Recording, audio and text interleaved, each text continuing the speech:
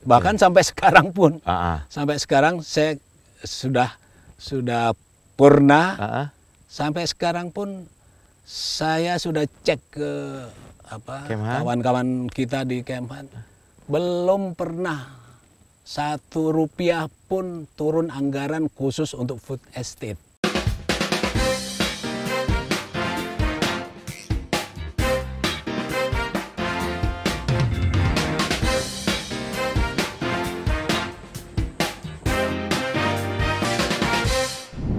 Halo kawan muda, kita ketemu lagi di Ngopsdul. Sesuai rencana kemarin, setelah kita diskusi, kita ngobrol dengan Pak Ahmad Rashid, Ketua Komisi 2 DPRD Kalimantan Tengah, kita sekarang ke lokasi food estate yang dikembangkan mulai digarap land clearance-nya itu akhir 2020 lalu. Sekarang kita bersama Brigjen Purnawirawan Hari Subagio, yang pada waktu itu beliaulah yang memimpin pelaksana tugas ya Pak ya, pelaksana tugas kegiatan land clearing. Selamat sore Pak. Selamat sore. Apa kabar Pak? Baik Pak. Ini luar biasa, kita ketemu di lokasi. Iya. Langsung di kawasannya nih Pak ya, di Kabupaten Gunung Mas. Gunung Mas. Kecamatan Sepang kalau nggak salah saya. Betul Pak. Ini di area yang Bapak dan teman-teman lakukan land clearingnya ya Pak ya, iya. Di akhir 2020. Mungkin tepatnya di bulan November kalau nggak salah saya. Pertengahan bulan November lah. Pertengahan bulan November. Sampai akhir Desember. Akhir Desember. Iya. Hampir 3 tahun lalu. Hampir. Boleh diceritain Pak? Ya. Gimana awalnya dulu nih Pak, Bapak terlibat di sini Pak, di pekerjaan ini? Di pekerjaan ini memang sesuai dengan arahan dari pimpinan waktu itu, dalam tahap proses perencanaan memang saya tidak terlibat sebelumnya Pak. Oke. Iya. Jadi itu sudah ada tim yang memang sudah melaksanakan kegiatan proses perencanaan. Setelah Bapak Menteri waktu itu mendapat petunjuk dan arahan dari Bapak Presiden waktu itu kan. Menteri siapa Pak? Menteri Pertahanan. Ya. Pak Prabowo Subianto. Prabowo, ya. Waktu itu kan saya ingat bulan-bulan Juli kalau nggak salah 2020. Beliau dapat arahan tentang food estate ini gitu. Kemudian ada tindak lanjut di internal kementerian, dan pada bulan November baru kami mendapat perintah untuk menindaklanjuti arahan kegiatan food estate di Gunung Mas ini Pak. Oke, di Jakarta terus sampai ke sini bayangannya dan rupanya seperti apa ini kawasan ini Pak? Ya, karena saya sebelumnya juga sudah sering kegiatan di lapangan seperti ini, memang tidak kaget Pak kalau melihat kondisi. Background Bapak apa nih? Saya di Angkatan Darat dulu Kopzeni, jadi ada kegiatan-kegiatan konstruksi yang ya seperti semacam ini juga dulu. Memang itulah keahliannya. Ya, dibilang itu pengalaman saja Pak. Pengalaman. Iya, pengalaman saja. Setelah itu kami dengan tim berangkat ke sini, melakukan koordinasi awal dengan unsur daerah, baik di provinsi maupun di kabupaten, dan ya terus memastikan bahwa lokasi yang ditunjuk di sini gitu. Ya. Biar nggak salah alamat. Ya, biar nggak salah koordinat lah istilahnya gitu. Oke, biar nggak salah koordinat. Iya gitu. Jadi kita harus pastikan dulu itu semua. Setelah itu clear, dalam arti ini sudah terkonfirmasi semua bahwa kegiatan itu eksaknya di sini, baru kita melakukan konfirmasi ke pihak siapa aja tuh Pak? Karena waktu itu kami kami waktu itu posisi sebagai pelaksana ya. Ya. pelaksana yang terkait dengan kegiatannya atau programnya dari PUPR. Jadi PUPR punya kegiatan yang terkait dengan food estate ini di bidang sesuai tugas pokoknya PUPR lah. Jadi kami mendapat kegiatan itu yang sifatnya kalau di kami itu ada istilahnya kontrak secara swaklola. Swaklola. Internal tuh Pak ya? Ya, jadi kegiatan programnya ada di PUPR, anggarannya ada di PUPR. Kami yang melaksanakan. Nah ini memang sudah ada aturan di situ, ada kegiatan swaklola yang sudah ada ketentuannya gitu. Itu. Jadi kami di situ ini terlibatnya gitu. Lanjut, konfirmasi. Ya, kami konfirmasi termasuk dengan pejabat di daerah ini yang terkait dengan malas penduduk dan sebagainya, sehingga untuk memperlancar kegiatan kami lah di sini. Gitu. Dan nggak salah koordinat. Dan nggak salah koordinat, Pak. Itu yang paling penting, Pak. Itu paling penting, Pak ya. Iya. Nah, waktu itu Bapak datang, seperti apa bentuk kawasan itu, Pak? Ya kalau Bapak melihat yang sekarang ini, itu Pak, itu masih ada pohon-pohon yang tinggi. Ya seperti itulah. Ini aslinya? Ini aslinya. Awalnya seperti ini? Iya. Oke. Yang sudah rata ini yang kami kerjakan. Land clearing itu dengan ya? land clearing. Okay. Itu. Bukan hutan primer nih Pak? Sepertinya? Kalau saya melihat bukan ini Pak. Ini kalau informasi yang kami terima itu ya dulunya mungkin semacam hutan produksi. Oke. Terus ya mungkin nggak tahu lah, tidak difungsikan lagi atau bagaimana gitu. Yang jelas ini memang sudah diarahkan dari terakhir kalau nggak salah Pak Bupati itu yang mengarahkan titik ini. Titik gitu. ini, Bupati Gunung Mas. Gunung Mas ya. Iya, Terus iya. Tadi saya jalan Iya, ke sini, ya. ini cukup jauh dari jalan raya itu Pak ya? Oh iya. Hah?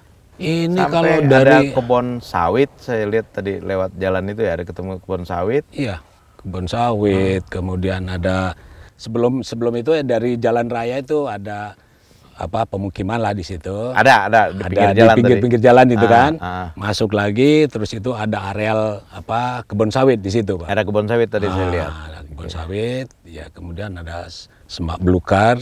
Kemudian ya kalau kurang lebih ya sekitar 10 kiloan, Pak. Sampai 10 kilo ya? Ya, kurang lebih. Pantas kawan muda. Tadi saya lewat ke sini itu emang nggak ketemu penduduk tadi, Pak. Kecuali di pinggir jalan tadi ya, masuk sedikit dari pinggir jalan masih ada tadi rumah tuh saya lihat. Ya di pinggir jalan Di sini itu. udah nggak ada. Iya. Berapa orang dulu Pak kira-kira yang ngerjain di sini? Ya kami sebetulnya lebih ini dengan bantuan alat ya. Ada alat berat yang lebih kami karena pekerjaan land clearing itu tidak bisa manual dengan manusia biasa saja, tapi karena kaitannya dengan meratakan ya pepohonan yang apalagi memang ada dengan luasan 600 sekian hektar itu Pak ya. Sekian 600 sekian, kemudian dibatasi waktu juga waktu itu, sehingga kami pengerahan alat berat itu lebih banyak itu. Nah, tadi itu Pak ya, anggaran. Iya. Kita dengar kalau itu anggaran sampai 1,5 T.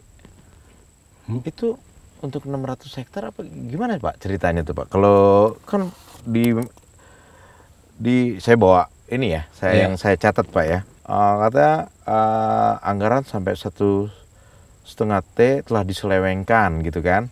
Waduh. Ini isu beredar ya.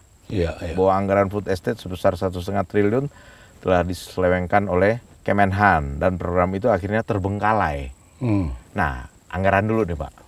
Waktu itu pengerjaan itu berapa anggarannya Pak kalau boleh tahu Pak ya? Kalau yang kami kerjakan land clearing sesuai kontrak dengan PUPR itu sekitar 53 miliar lah. Sekitar segitu. Ya.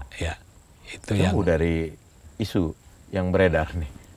Ya kalau angka itu yang disebutkan oleh pihak-pihak tertentu yang nggak tahu, saya juga nggak tahu apa maksudnya gitu. Tapi yang jelas memang pernah saya istilahnya dalam proses perencanaan itu memang adalah namanya menghitung rencana anggaran biaya. Yang kalau ini program ini dilaksanakan dalam target tertentu dengan luasan yang waktu itu targetnya kan 30.000 kalau nggak salah Pak itu memang sampai ke angka itu, bahkan lebih mungkin itu sekitar 4 sekian gitu kalau itu dilaksanakan secara keseluruhan. Tapi terus mungkin ada pentahapannya lah katakanlah, mungkin baru angka yang tadi disebutkan itu mungkin tahap itu dulu yang akan istilahnya digulirkan gitu, digelontorin gitu. Tapi setelah berjalannya waktu, kemudian ini berproses ada koordinasi tingkat antar kementerian dan sebagainya yang terkait, sampai saya selesai melakukan kegiatan di sini clearing, nggak ada istilahnya anggaran resmi yang turun ke Kemhan khusus untuk food estate gitu. Khusus untuk food estate itu nggak ada setahu saya. Bahkan sampai sekarang pun, sampai sekarang saya sudah purna. Sampai sekarang pun saya sudah cek ke kawan-kawan kita di Kemhan, belum pernah Rp1 pun turun anggaran khusus untuk food estate. Cuma land clearing iya. Land clearing iya, tapi itu menggunakan anggarannya PUPR. Nah, ini mungkin kawan muda kita perlu tahu kok ada PUPR di sini, terus ada Kementan pasti, terus ada Kementerian Keuangan, terus ada KLHK terus ada Kemhan. Berarti ini lintas kementerian Pak ya? Betul. Istilah ini kira-kira kayak gitu ya, kawan muda. Nah, bisa diceritain Pak, kenapa PUPR sekarang nih? Memang ide awal ini, ide food estate ini memang sudah istilahnya programnya yang dicanangkan oleh presiden kita waktu itu kan, dengan melihat keterkaitan beberapa kementerian sehingga memang banyak yang terlibat di situ.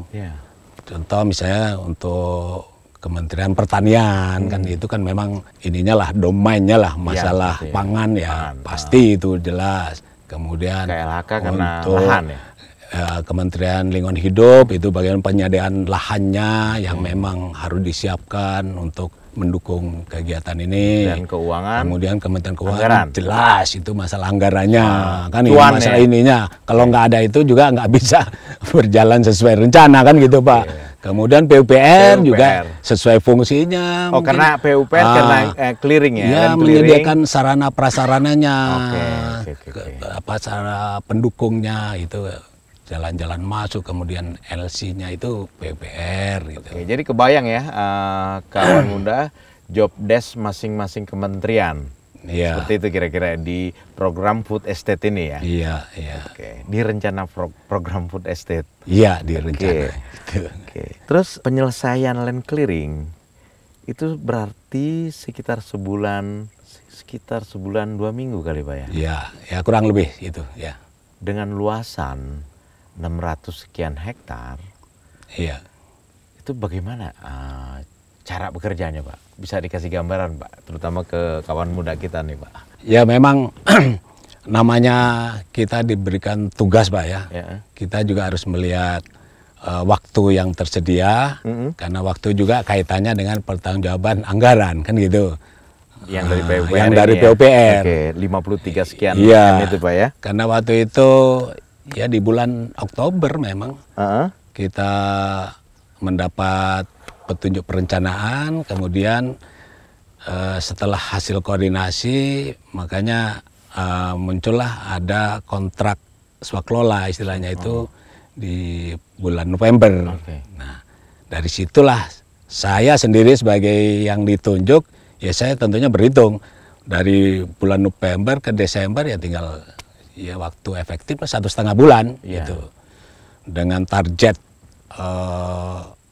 luasan lahan yang harus saya kerjakan untuk land clearingnya. Makanya saya dibantu oleh berbagai pihak untuk bagaimana mensukseskan kegiatan itu. Gitu.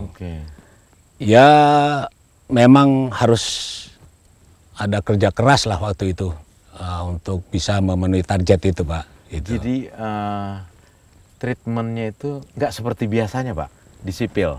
Kayaknya nggak seperti biasanya. Mungkin kalau saya menduga lebih ke karakternya orang-orang seni yang bekerja kira-kira kayak begitu polanya, Pak. Ya sedikit banyak dipengaruhi oleh itu, Pak. Jadi kami juga ada pengalaman-pengalaman sebelumnya gitu. Untuk ya land clearing juga diterapkan di situasi seperti iya itu sehingga ada kadangkala memang pengalaman yang lalu yang bisa kita gunakan, kita terapkan di sini, ya kita terapkan gitu. Ya contoh aja, Pak, kita mendorong pepohonan yang agak rimbun begitu, nggak bisa kita satu-satu kan gitu. Jadi satu bulldozer?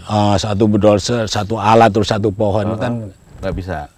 Bisa tapi lama, Pak. Oh, 1,5 bulannya nggak cukup. Nggak cukup waktunya. Iya. Akhirnya pakai pola? Ya dengan pola pola tradisional lah itu. Jadi ada menggunakan alat, kemudian saya juga pakai seling kapal itu, Pak. Saya sempat seling baja. Seling baja itu saya ikatkan di 2 alat ini, baru kita dorong. Oh, selingnya di sini. Iya. Ini pohon-pohon ini gitu. Pohon-pohon ini kawat selingnya ya roboh kan. Ternyata robohnya lebih cepat gitu. Lebih cepat. Begitu udah roboh baru kita dorong dengan alat yang lain, bulldozer kan lebih mudah gitu. Nah itu yang membantu percepatan dari sisi waktu, Pak. Sehingga gitu. Target waktu tercapai. Iya, nggak meleset sehari pun. Ya kalau saya boleh hitung nggak meleset, Pak. Bahkan mungkin ada lebih lah sedikit. Masih ada bonus hari. Iya. Luar biasa. Nah, kemudian ya itu bisa lah dilakukan dengan cara metode seperti itu.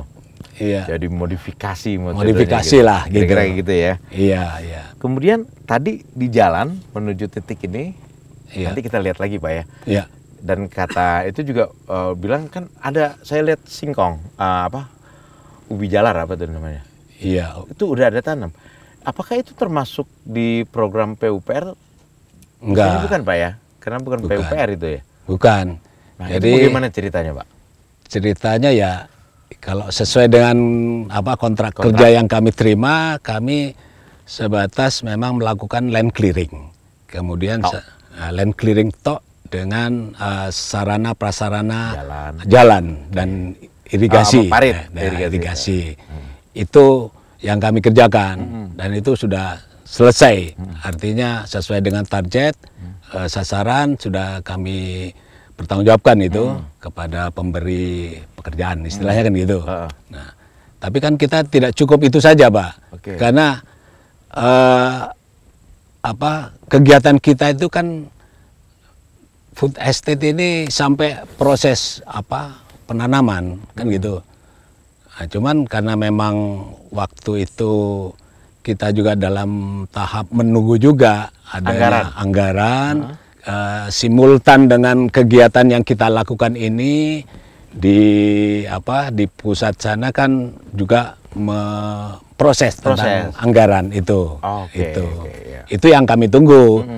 Sambil kita nunggu, ya tidak ada salahnya kan kita juga memaksimalkan apa yang sudah ada di kita sekarang ya, di lokasi ini. Kita punya alat, kita ada alat yang kita libatkan. Kemudian ada kawan-kawan juga yang punya sumber daya yang lain.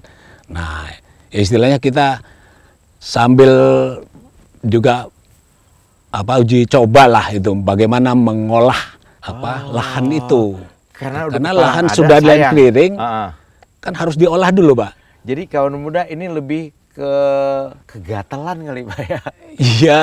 Inisiatif gitu. Ya. Daripada tanggung nih sambil nunggu anggaran gitu. Karena Betul. toh akan mengerjakan itu juga. Toh nanti akan nantinya. juga nyampe ke situ kan gitu. Oke, sambil nunggu Nah, anggaran. sambil nunggu itu ya coba tanam. Iya, jadi untuk membiasakan juga ini. Untuk Ngetes juga sekali Pak ya, mungkin ya. ya boleh dibilang begitu. Seberapa banyak yang ditanam tuh Pak di lahan ratusan hektar yang di Ya waktu itu karena memang tidak ada target penanaman kan gitu. Jadi ini sesuai dengan apa kemampuan kawan-kawan lah gitu. Oke. Ya, tadinya mungkin cukup sekian dulu. Iya Pak. Cukup sekian dulu mungkin 50 terus nanti nambah lagi sampai mungkin di total sekitar hampir 200-an itu. sepertiganya. Iya bisa jadi itu. Itu gatal jadi sepertiga. Iya, karena waktunya juga Masih ada. kan sambil nunggu ini. Kan Sambil gitu. nunggu, oke. Jadi memang ini kalau boleh menurut saya ini soal inisiatif Pak ya. Karena program food estate, manfaat program food estate itu sendiri. Iya. Jadi teman-teman di sini juga bekerja ya termotivasi sehingga mencoba ngetes nanam. Iya. Bahasanya kira-kira kayak gitu ya. Iya, buat betul. kawan muda kira-kira gitu ya. Ya uji coba memang. Uji coba ya. Ya kita juga pada kegiatan-kegiatan lain juga mungkin hampir-hampir sama lah. Begitu juga. Sebelum kita main kan kita tes-tes dulu kan gitu Pak. Kan gitu. Iya. Ya kan nggak ada salahnya ini itu. Iya.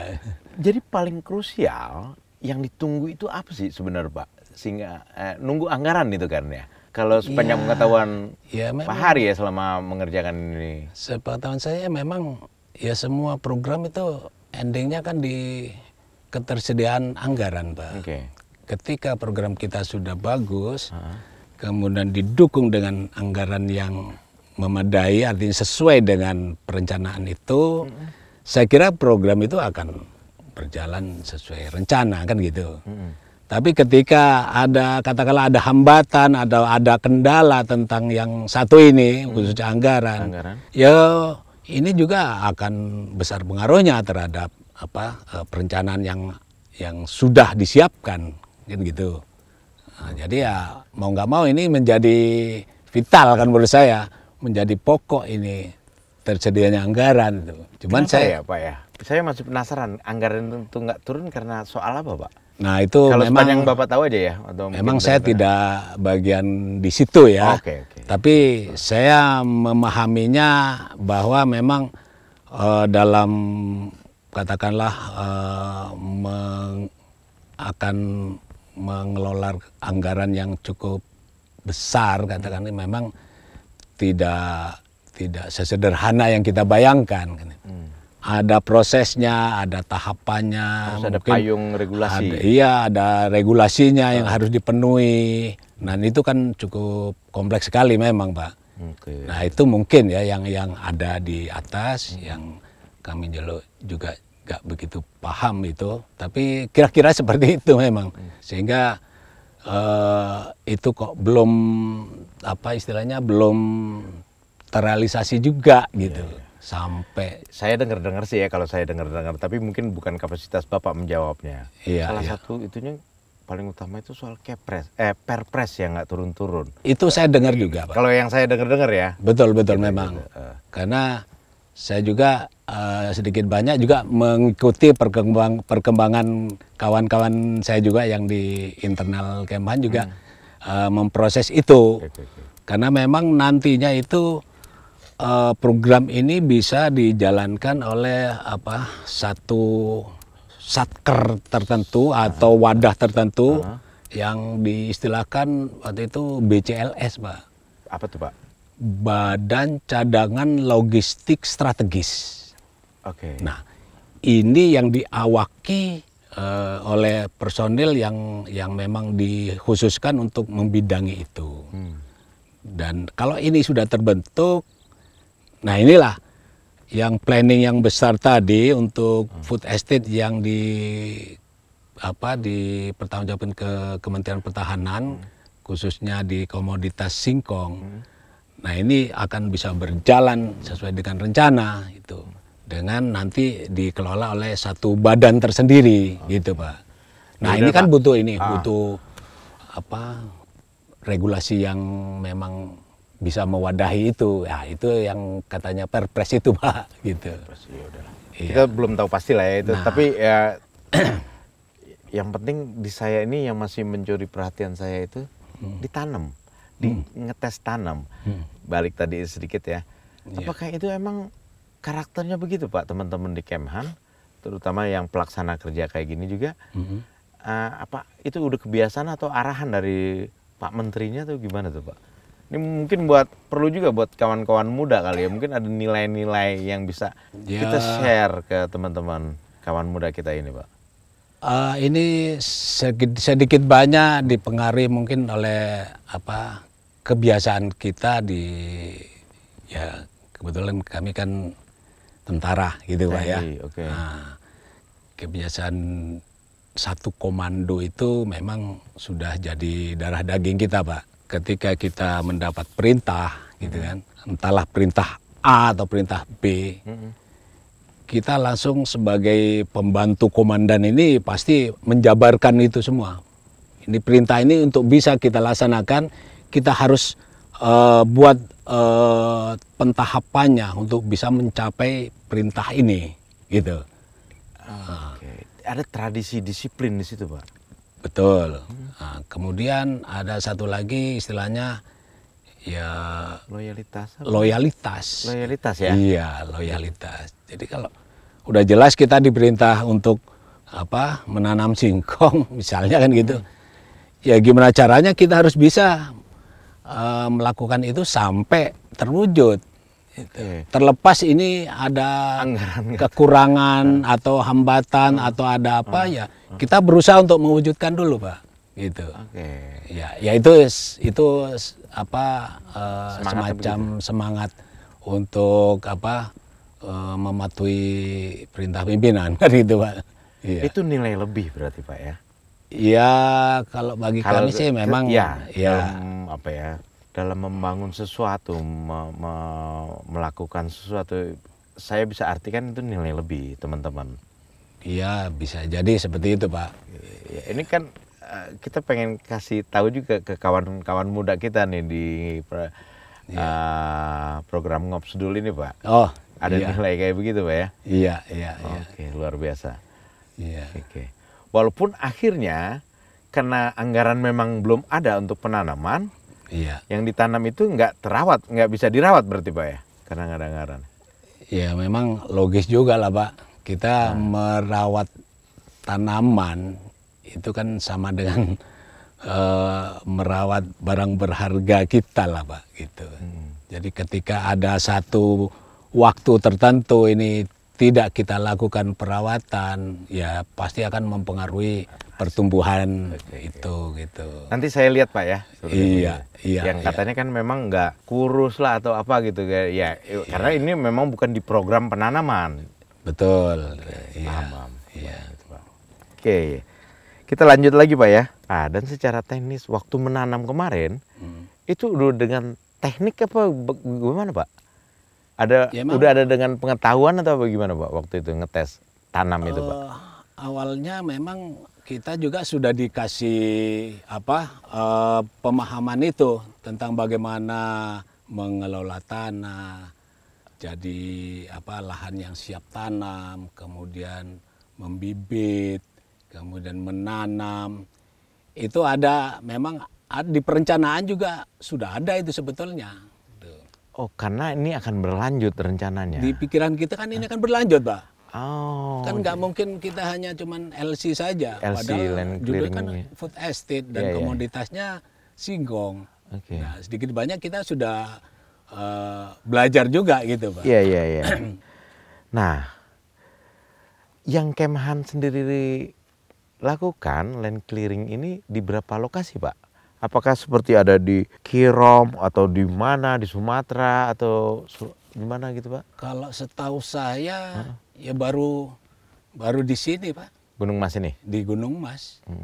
Setahu saya ya, kegiatan yang dilaksanakan oleh Kemhan terkait food estate, setahu saya hanya di sini.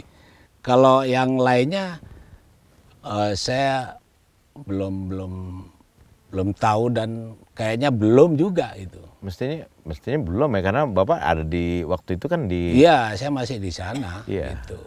Yang saya tahu hanya di sini gitu. Memang saya dengar ada kementerian lain yang melakukan juga. Jadi Oke. kementerian lain, Kementerian Pertanian ya, juga punya Pertanian, program juga kali ya. Punya program juga. Kemudian di mana lagi Pemda juga kan itu kan arahan presiden kan masing-masing kementerian ada, kemudian mungkin ke pejabat daerah juga ada kan gitu.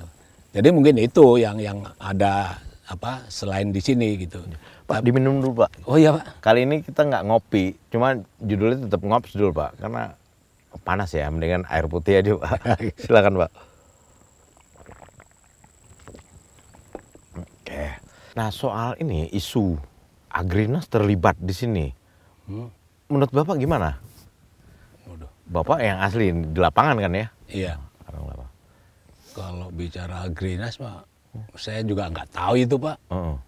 Yang jelas yang diperintah untuk melaksanakan kegiatan ini ya saya dengan tim gitu. Di Kemhan. Iya, di Kemhan, khususnya di kami di Baranahan Puskon ya, Puskon. Itu yang diperintah ke kami. Jadi sebagai pelaksana di sini ya Puskon. Itu yang kami lakukan dan itu memang kenyataannya seperti itu. Nggak ada pihak-pihak lain yang terlibat, katakan mungkin yang menjadi pelaksana food asset-nya Kemhan itu. Nggak ada kecuali saya Pak, dengan anggota saya. Oke. Itu. Clear itu Pak ya? Clear. Siap. Clear. Oke deh Pak.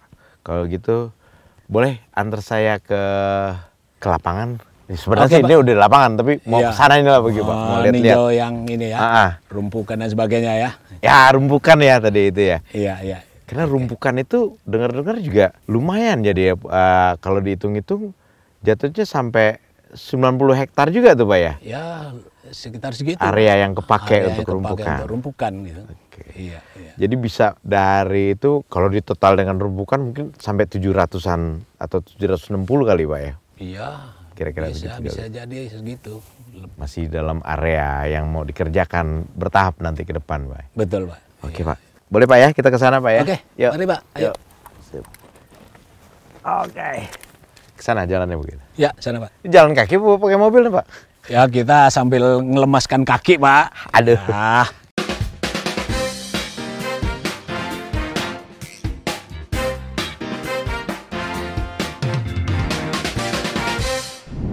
Batas itu batas Nah. langsung jadi batas tuh Pak Betul. Jadi yang aslinya yang kelihatan sekarang itu, Ah. yang masih tinggi, ya? Hutan aslinya. ya areal aslinya itu ya. Area aslinya. Sedangkan yang sudah kita ratakan ya itulah berbatas langsung. Kelihatan kan batasnya itu. Kelihatan ya Pak. Iya, iya, iya. Oke. Iya. Akhir 2020. Kalau nggak salah aku November sampai Desember ya pengerjaannya Pak Desember ya. sampai akhir Desember. Oke. Itu. Ya udah, terus juga ada lahan yang dihitung sampai 90 hektar Pak ya, dari rumpakan. Rumpukan. Rumpukan. Rumpukan. Seperti ini Pak ya. Nah, ini contoh rumpukan. Rumpukan ya. Dulu jadi dari lahan yang kita bersihkan, kayu-kayunya, sampah-sampahnya itu kan nggak bisa kita buang keluar. Oke. Nah, jadi kita wujudkan rumpukan seperti ini berupa tumpukan. Kita tumpuk ya. Tertumpuk ini. Jadi kayak tanggul gitu Pak ya. Nah, kayak tanggul. Ini Jadi ini kalau ininya ditumpuk rapi gitu. kalau ini dibongkar ya kayu semua ini. Isinya kayu. Kayu semua. Kayu semuanya. Gitu. Iya. Rata-rata segini Pak ya. Ya rata-rata Lebar segini lah. segini. Sesuai volume kayu yang kita dorong. Kita ambil dari sini. Terus memanjang ke sana. Ya kita atur memanjang supaya luasan lahan yang clear itu kita dapat gitu. Sehingga kita maksimalkan rumpukan ini supaya menampung volume sampah kayu seefisien mungkin gitu. Jadi nggak dibuang jauh-jauh. Dan mungkin kita buang. manfaatin juga ini sebagai apa gitu Pak? Sementara waktu itu kita nggak berpikir untuk pemanfaatan ini. Oke. Yang penting kita ngambil clearingnya supaya semaksimal mungkin bisa kita gunakan untuk lahan penanaman pohon yang kita rencanakan. Jadi semacam sekat-sekat juga kali ya jadinya karena memanjang sampai ke sana kan? Betul gitu. Jadi kita nggak mampu membersihkan sekaligus dengan volume sampah-sampah kayu yang habis kita clearing gitu. Jadi kita buatlah semacam terminal tumpukan kayu gitu. Jadi masing-masing lahan ya mungkin ada yang jarak 50 meter, kita rumpuk, kita dorong lagi 50 meter lagi sesuai dengan volume lah gitu. Oke, masing-masing juga udah disiapin semacam got atau irigasi nanti Pak? Betul. Jadi ini kelihatannya bentuknya Pak ya? Nah, ini kan aslinya ini 1 meter Pak. 1 meter? Iya, 1 meter kita gali untuk dalam? Untuk irigasi. Irigasi. Dalamnya berapa Pak? Dalamnya 1,5 meter. Sampai 1,5 meter Pak ya? Iya. Oke. Ini kan badan jalannya ini. Ini badan jalan nih? Iya, badan jalan yang kita buat ini. Oke. Memang sekarang sih ya sedih juga ini Pak. Sedih juga saya. Dulu nggak ada kebayangan saya seperti ini gitu. Karena akan langsung terus-terusan. Karena akan berlanjut. Kan gitu. Jadi kita mengawali untuk land clearing ini ya harapannya itu berlanjut nanti memang jadi satu perkebunan petela pohon yang betul-betul memadai giant gitu ya. Iya. Tadi saya lihat juga udah ada itu petela pohonnya ya. Iya. Ada tadi berapa tuh? Kayak semacam ini Pak ya? Iya. Ya ini karena memang ngetes aja kali Pak ya waktu itu semangatnya. Ya waktu itu memang kita punya spirit yang kuat terhadap program ini karena kita melihat secara utuh program yang sudah dibuat sehingga ya kita punya semangat yang tinggi untuk bisa mewujudkan itu gitu. Walaupun gitu ya. diawali dengan land clearing dulu, kemudian nanti ada tahapan pengolahan tanahnya sendiri, baru proses penanaman. Nah, waktu itu yang sayangnya terhenti setelah penanaman. Setelah saya selesaikan untuk land clearingnya, walaupun kemampuan baru sekitar 600 hektaran gitu ya, harapan kita itu dilanjutkan dengan proses berikutnya. Ya, pengolahan lahan, penanaman gitu Pak ya. Betul. Tapi ya jadi sambil ini berdasarkan semangat aja nih Pak ya. Iya. Semangat. Ya, kita antusias gitu mungkin Pak ya ngerjain ini. Betul itu. Karena mungkin berpikir program ini strategis. Betul Pak. Gitu kira-kira. Betul. Karena memang tujuannya sangat mulia sekali Pak ini. Cadangan logistik. Gimana kita punya harapan ya ya kita tahulah perkembangan sejak COVID kemarin itu kan. Oh iya itu pas COVID. Cadangan Pak, ya? pangan itu kan pas COVID jadi itu, Pak, ya? isu dunia kan gitu Pak. Apalagi ini Ukraina, Soviet. Nah sekarang ini kemarin. Jadi saya akhirnya membayangkan ide-ide yang muncul dulu memang sudah sedikit terjawab itu Pak. Dengan adanya gejolak yang ada sekarang ini kan pengaruh ke pangan itu betul-betul sangat dirasakan gitu. Kesadaran tentang itu Pak ya, semangatnya itu. Betul. Walaupun nih belum ada anggaran nih kalau soal nanam kan ya. Itu karena dia, waktu Pak. itu kan Bapak kontraknya. Ya kita kan sampai land clearing saja Pak. Oke. Sampai land clearing saja selesai. Habis itu kan kita mengharapkan ada lanjutannya kan gitu untuk proses penanaman dan sebagainya. Ya sambil nunggu itu ya kita coba-coba dulu lah sambil mungkin diakalin tuh gimana bibit, gimana ngolahnya, gimana itu, tanamnya. Ya inisiatif kita lah yang kawan-kawan juga ada yang membantu mungkin yang ngasih contoh-contoh bibit gitu kan. Oh contoh, cobain contoh, aja di sini ya Pak. Karena di lain secara paralel juga ada ahlinya sebenarnya pas pada saat itu juga udah mengkaji Pak ya. Betul, karena saya waktu itu ya mendapat informasi tentang ahli yang memang sudah meneliti ini gitu.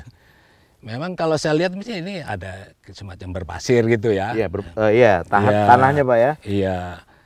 Tapi ternyata ya kesimpulannya ya tetap bisa dilakukan dengan metode atau teknik atau treatment tertentu ya.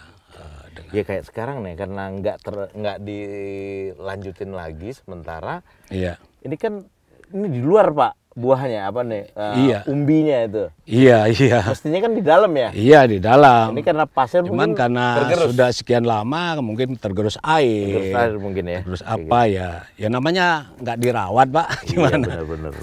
Kalau nggak dirawat ya apapun ya memang terkesan. Karena itu next project sebenarnya ya. Betul. Setelah LC, setelah land clearing ya. Iya. Itu kita nggak membayangkan ada stuck seperti ini gitu kan. Iya. Bayang kita ya terus berlanjut gitu. Lanjut terus harusnya. Jadi semangat aja nih modalnya Pak. Sebetulnya hari ini kita berdiri sini seharusnya ini sudah. Udah panen berapa kali? Udah panen mungkin udah 2 kali mungkin. Kalau ini kalau nggak salah 10 bulan Pak ya panennya? Ya kurang lebih 9 sampai 10 bulan lah. 10 Informasi bulan dari ahlinya kan seperti itu. Iya.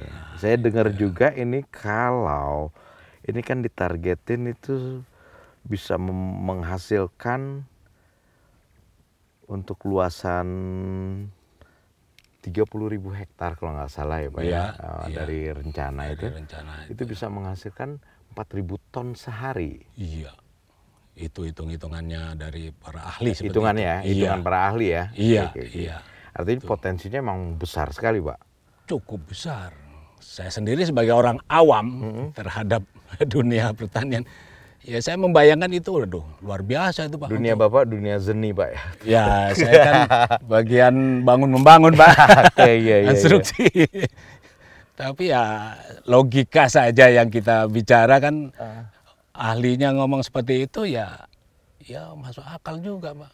Wah itu kalau terjadi, waduh dahsyat, Indonesia ini swasembada. Kan selain buat tepung, flour, iya. Terus juga buat istilahnya etanol. Iya kan? Etanol, terus untuk untuk bahan bakar etanol itu buat bahan bakar, juga buat farmasi. Iya, kalau nggak salah. Jadi 3 juga. outputnya ya. Iya. Minimal 3. Minimal gitu. itu. Hilirisasi. Nah, gitu kan ya artinya. Jadi nggak dikeluarin mentah. Enggak. Gitu. Itu ahlinya udah ngomong ini. Nanti jadi jadi tepung, habis itu yang lainnya jadi etanol itu, terus jadi apa lagi? Banyak turunan-turunannya ternyata. Mulai dari buahnya sampai dengan daunnya pun. Tapi ini ngomong-ngomong Pak ya, kalau dihitung-hitung berapa kubik nih kayu sebenarnya? Iya. Satu rumpukan ini ya.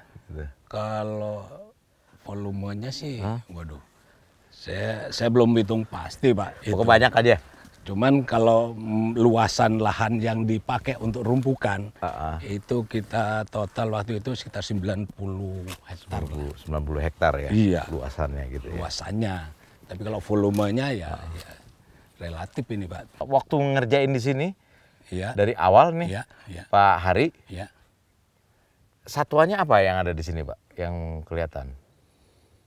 Saya kok nggak pernah melihat hewan-hewan tertentu yang memang orangutan misalnya, orangutan. Jangankan orangutan, yang kecil lah, yang monyet lah gitu, monyet atau kera itu nggak ada itu. Nggak pernah ketemu. Nggak pernah kelihatan itu. Dari laporan rekan-rekan, dari kawan-kawan juga yang itu juga nggak pernah menemui hewan-hewan yang mungkin masuk kategori dilindungi dan sebagainya. Nggak ada. Karena jenis hutannya mungkin? Apa karena apa kira-kira kalau menurut teman? Ya mungkin bukan tempatnya mungkin gitu ya, ekosistemnya bukan habitatnya. ini kan, bukan habitatnya mungkin gitu. Oke. Yang saya lihat paling burung-burung apa gitu aja sih. Oh, tadi saya lihat tuh ada elang. Paling itu. Saya lihat ada elang. Tapi kalau hewan-hewan tertentu yang ini nggak pernah kita lihat. Enggak ya. Selama awal masuk di sini nggak pernah. Dari awal memang enggak. Dari awal ya. Oke. Kita rencananya tadi itu kan Pak Camat Sepang. Iya. Mau gabung dengan kita. Betul. Tapi tadi akhirnya kita dapat sinyal Pak Camat berhalangan. Iya. Kita samperin aja beliau ke sana ya.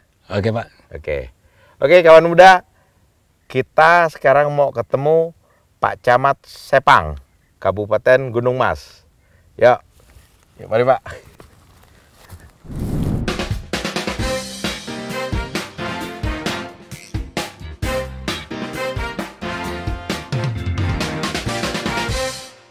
Sisi negatifnya satu, Pak. Apa Pak? Pemerintah sudah membabat hutan. Terus? Kemudian lahan itu seperti ditinggal begitu saja. Itu asumsi masyarakat. Karena masyarakat itu tidak tahu prosesnya seperti apa. Itu saja.